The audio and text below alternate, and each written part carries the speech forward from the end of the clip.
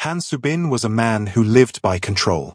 Known in the underworld as a ruthless Korean mafia leader, he trusted no one, loved no one, and never allowed women to stay longer than a night.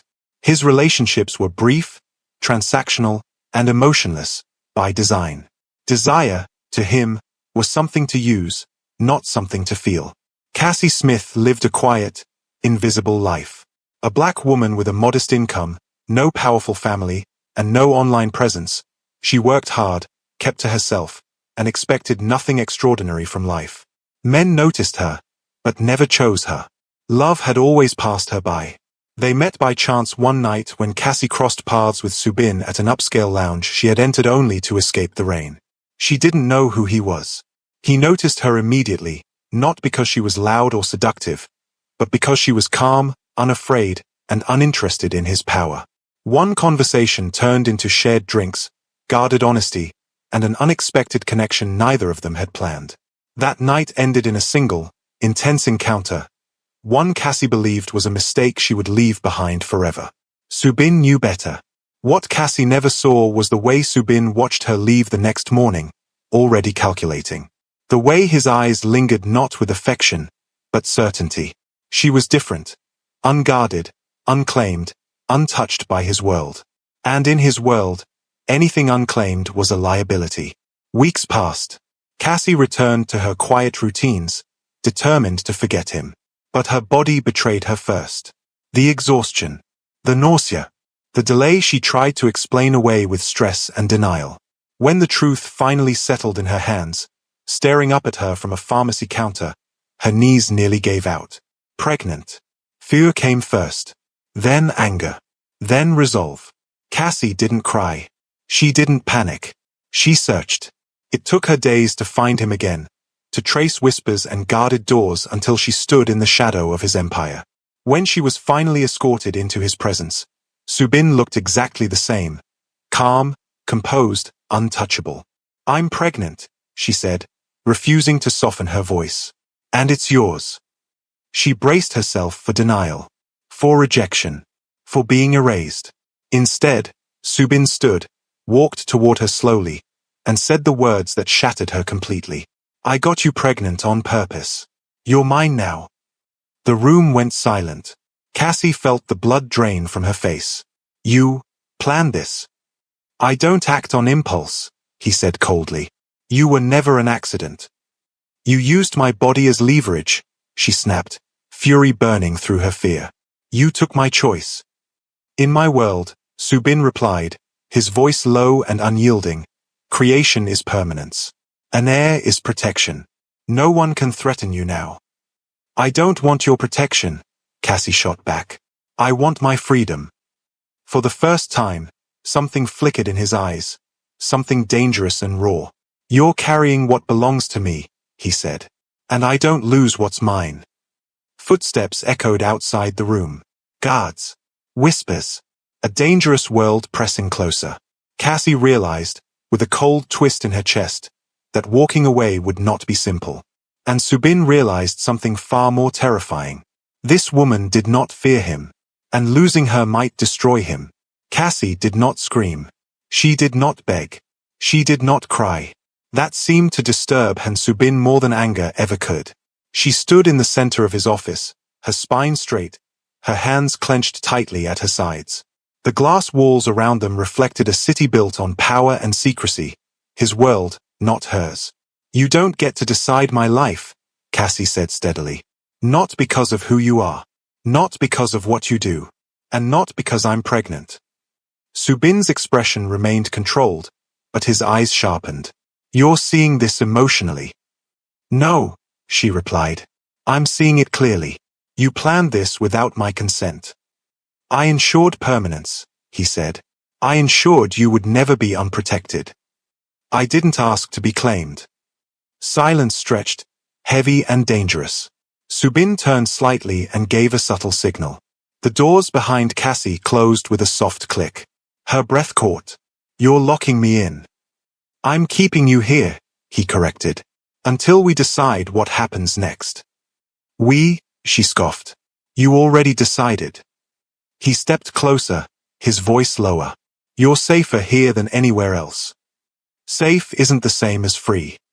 For the first time, his confidence wavered, just enough for her to see it. You don't understand what carrying my child means, he said. It changes everything.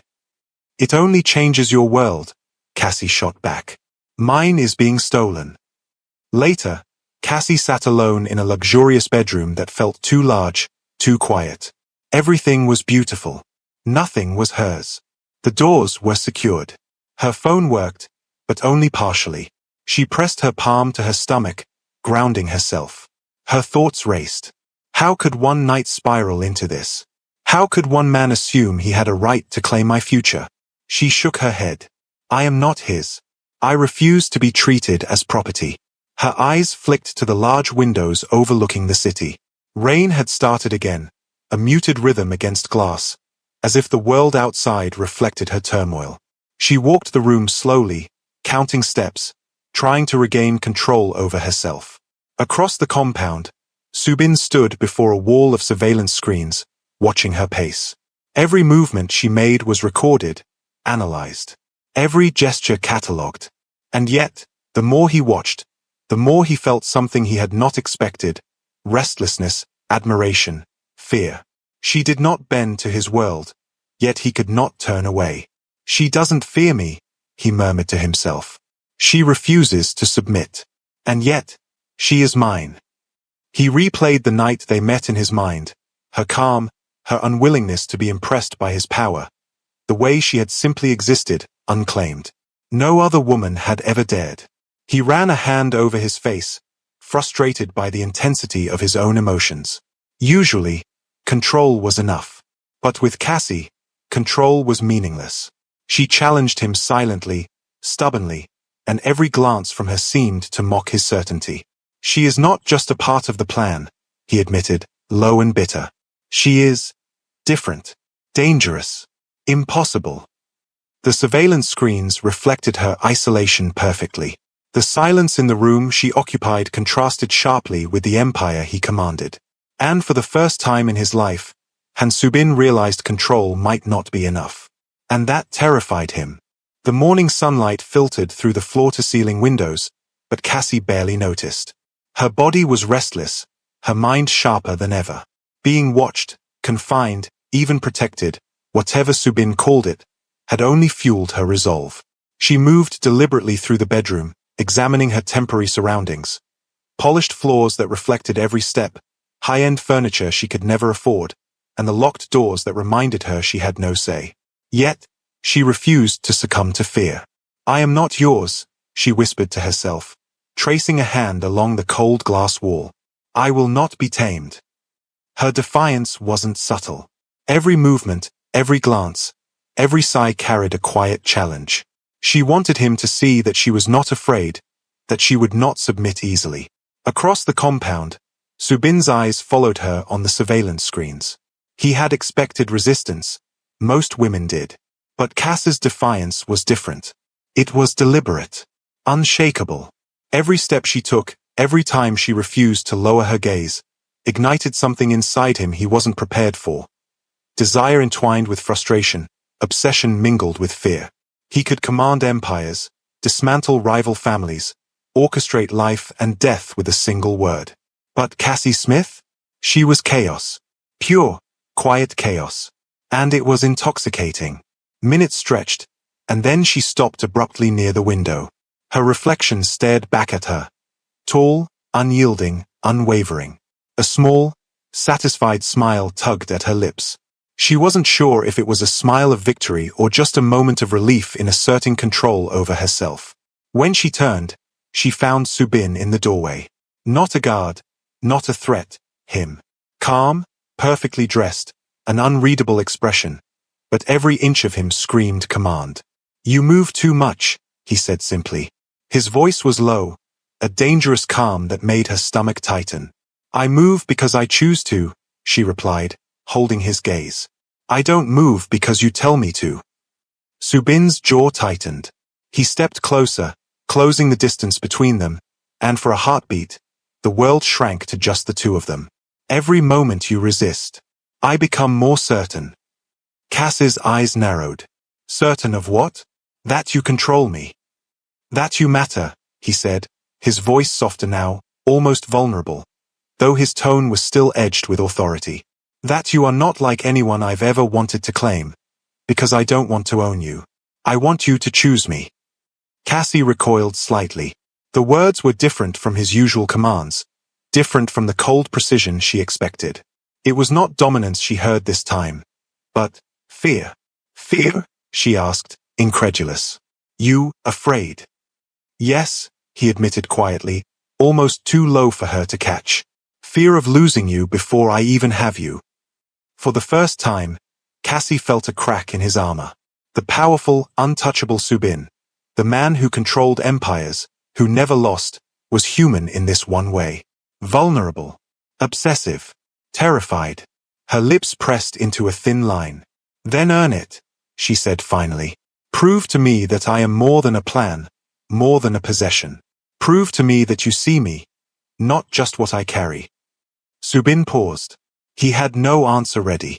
No strategy could prepare him for her unwavering eyes. But one thing was certain. Cassie Smith had not only resisted him, she had found a way to claim a piece of his attention without even touching him.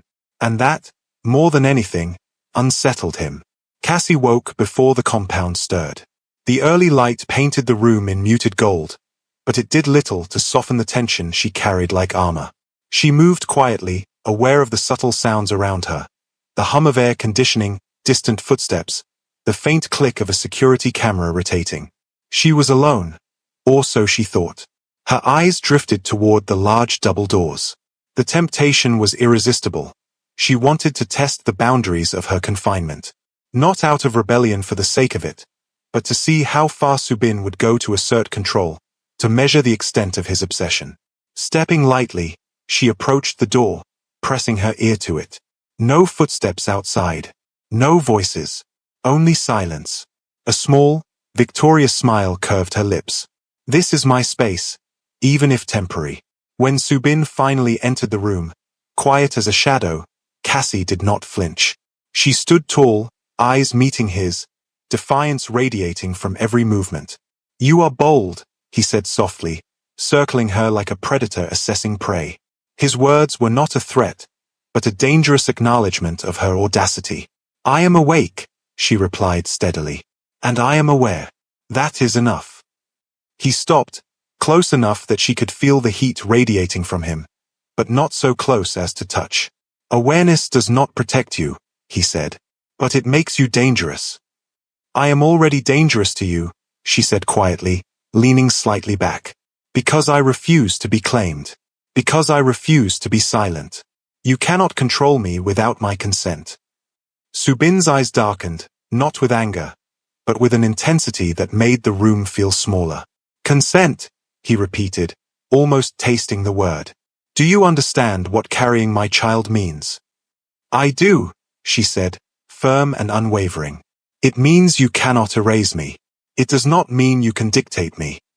A moment passed. A dangerous, electric silence, where power, obsession, and desire collided. Subin's jaw tightened.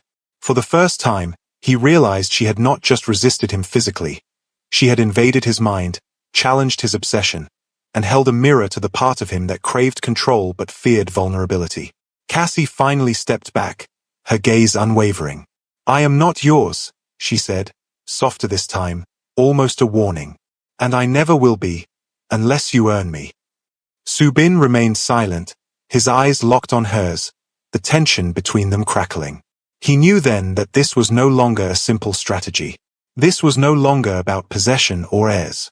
This was about a woman who refused to bend, and a man who could not stop himself from wanting her entirely. And for the first time, he feared that desire might be something he could not control. The afternoon sunlight cast long shadows across the room, but Cassie barely noticed. Her mind was a storm of determination. Being confined, watched, and protected by Subin was unbearable, but she refused to let him see her falter. She moved with purpose, organizing her thoughts, pacing slowly, testing the boundaries of the space she now inhabited.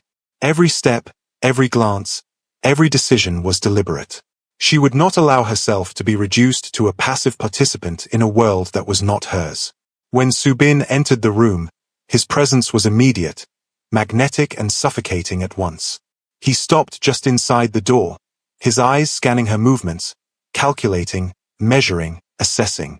"You're moving too freely," he said quietly, his voice carrying an unmistakable edge of concern, and something else she couldn't name. "I move because I choose to," Cassie replied firmly, keeping her gaze steady. "I refuse to pretend I am not here, even if you want me to be small." Subin's jaw tightened. He stepped closer, and yet, deliberately, he did not cross the last few feet between them. "Freedom has limits," he said, "and you are not safe beyond them." "I know my limits," she said, her voice even, almost challenging. "I also know I have a right to my choices. You may want control, but I will not give it willingly." The air between them thickened. Subin's fingers flexed slightly at his sides. Usually, he could command obedience, bend the will of anyone in his presence. But Cassie Smith, this quiet, determined, unassuming woman, was unlike anyone he had ever met. Her defiance did not come from arrogance. It came from truth, from a refusal to be erased, from courage. "You're testing me," he said, his voice low, almost a growl. "Do you understand what that means?" "I understand exactly," she said, unwavering. "And I am testing you too. To see who you are beyond your power, beyond your fear of losing control." Subin's eyes softened fractionally. He had never admitted it to anyone, never to himself. But fear of losing her, of letting her slip away before he had truly earned her, was real. It gripped him in a way he had never experienced. "I am trying," he said, surprising himself with the quiet vulnerability in his voice. "Trying to protect you without forcing you. Trying to respect you, even if it's unbearable." Cass's eyes flicked down to her stomach for a moment, then back to him.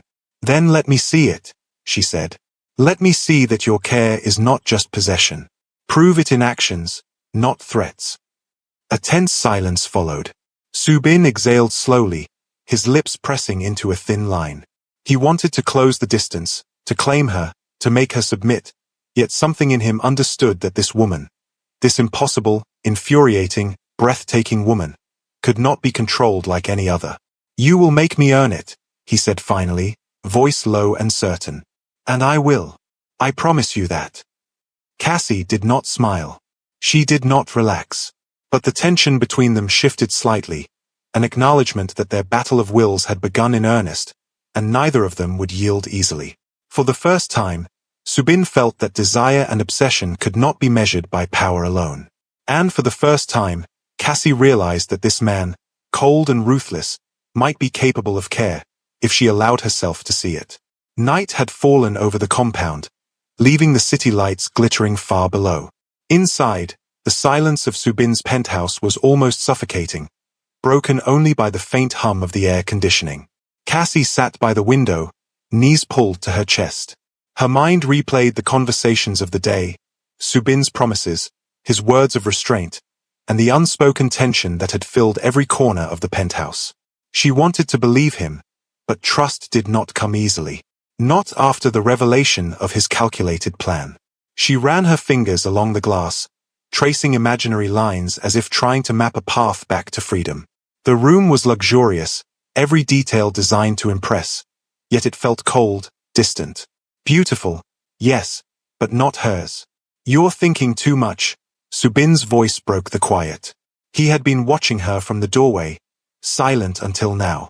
Cassie did not turn. "I have to think," she said softly, without looking at him. "I have to understand how much of this is protection and how much is control." He stepped closer, the click of his shoes deliberate, commanding. "They are not the same here," he said. "Not with you. I've never cared like this before. Not like this." Cassie turned slowly, finally meeting his gaze. His usual coldness was tempered by something different, a flicker of vulnerability, carefully hidden beneath layers of power and obsession. "Caring is different from claiming," she said. "I don't need your care if it comes with chains." Subin's jaw tightened, but he nodded slightly. "I know. And I am learning." Slowly. Every day I see you, I realize. This isn't just about control anymore. It's about you, about keeping you safe because I want to, not because I have to. Cassie studied him, skeptical. Words are easy. Actions. That's what matters. He walked to her side and stopped a careful distance away, respecting the space she demanded. I will prove it, he said quietly. I will show you that my protection is not possession. That my care is earned, not forced. For a long moment, neither spoke. The tension between them was almost tangible, a thin line of desire, defiance, and something deeper neither had named. Cassie finally exhaled, letting her shoulders relax fractionally. You have a long way to go, she said softly. If I'm going to trust you, it won't be because of fear. It will be because I see that you respect me, even when it's hard for you. Subin's eyes darkened, an intensity that bordered on obsession. Respecting you, he murmured, is harder than anything I've ever done. I've controlled empires, but you are impossible. I don't want to be controlled, she said firmly. I want to be safe, and seen. He nodded, silent for a moment. Then, almost inaudibly, he said, then I will see you. Every day, in every way I can, without overstepping. And I will protect you, because losing you is not something I can bear. Cass's gaze softened, but she did not reach for him. She simply allowed herself to acknowledge the moment. A fragile truce between defiance and obsession, trust slowly beginning to take root. In that silence, both realized that the game of wills had evolved. What had begun as control and resistance was now something more intricate, more dangerous, and more human. The rain had returned, streaking the windows with silver lines. Cassie watched the drops race each other down the glass, each one a tiny reminder that time moved forward, whether she was ready or not. Subin entered quietly, his coat dripping onto the polished floor. She did not startle. She had learned to anticipate him, yet every presence of his still carried weight, a silent, inescapable claim on the air around her. You seem calm, he said, his voice low, almost hesitant. Cassie lifted her gaze, meeting his. Calm is different from comfortable, she said. I am learning to endure you without losing myself. That's all. Subin's jaw tightened. He took a step closer, careful not to cross the line she had set. Endure me? He asked, almost incredulous. I'm not used to anyone seeing me and not submitting. I do not submit, she replied steadily. I accept what is real. And right now, what is real is that you are complicated. A silence settled between them, heavy with unsaid words. Subin's fingers flexed, betraying the tension in his normally controlled body. He had never wanted someone to resist him so completely. Her defiance was a mirror, reflecting his obsession and his fear. Fear of losing her, fear of being vulnerable, fear of failing to protect someone he had no right to claim. I am not good at this, he admitted quietly, almost painfully. I am used to controlling, dictating, owning. Not this. Cass's brow lifted slightly, intrigued despite herself. This, he said, stepping closer, but still respecting her space. Seeing you, protecting you, wanting you to trust me when I have no right to demand it. I don't know how to be human with you. Her heart thumped in a mixture of caution and curiosity. She had never heard him admit vulnerability. Never. And yet, here it was, raw, unpolished, sincere. She could feel the tension in the room shift, softened slightly by the honesty. You think admitting it is enough? She asked softly. No, he said, almost a whisper. But it's a start. I don't know if I can earn your trust quickly, or if I can even prove it. But I want to try. Every day. I want you to see that I am more than control, more than obsession. I want you to see me, for me. Cassie studied him, weighing each word, each subtle shift in tone and posture. He was offering her a glimpse behind the walls he had built so meticulously, walls of power, fear, and obsession.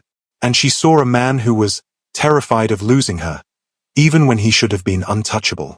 Then show me, she said finally, her voice firm but calm.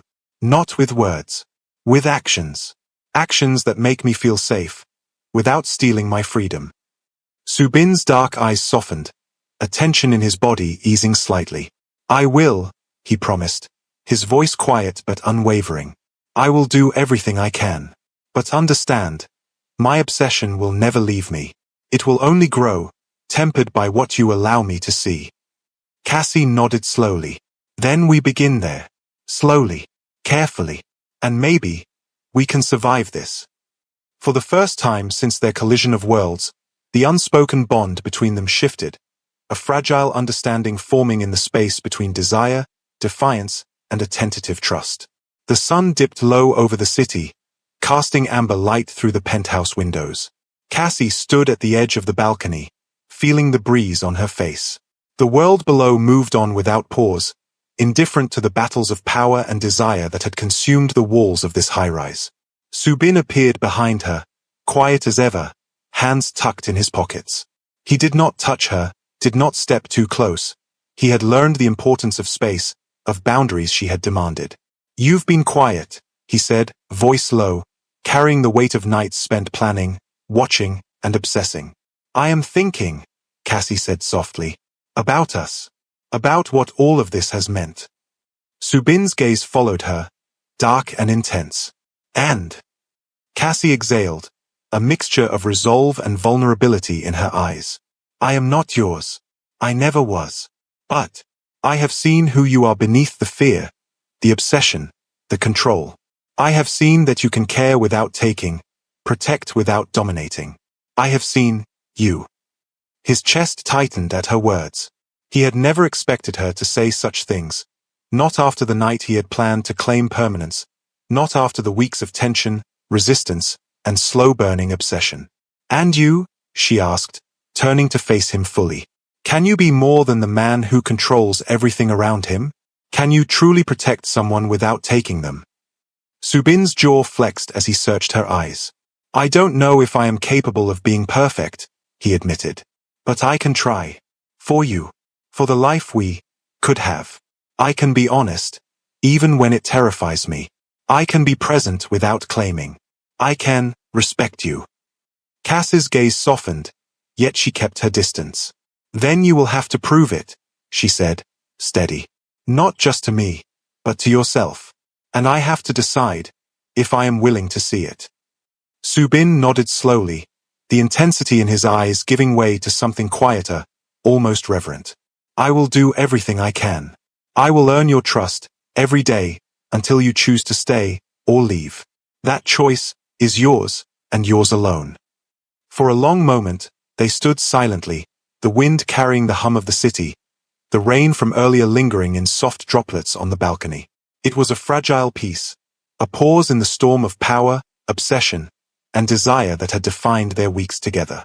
Finally, Cassie exhaled, a small, decisive smile tugging at her lips. Then I choose to try, to see who you are, not what you control. And I choose to protect myself, even if that means walking away someday. But for now, I will stay. Subin's eyes darkened, not with obsession, but with an intensity that was now tempered by understanding. I will not fail you, he promised quietly. Not because I own you, but because I care.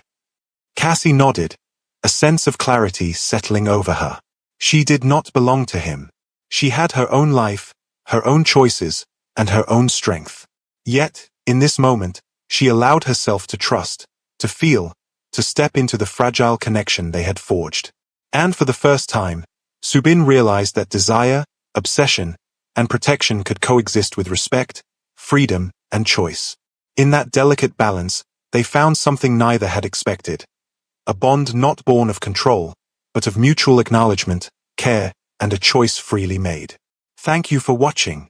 If you enjoyed this story, hit like, share with your friends, and subscribe to catch the next episode. Comment below. Which part shocked you the most? Who's your favorite character? We love hearing from you. Stay tuned for more suspense, drama, and romance coming soon.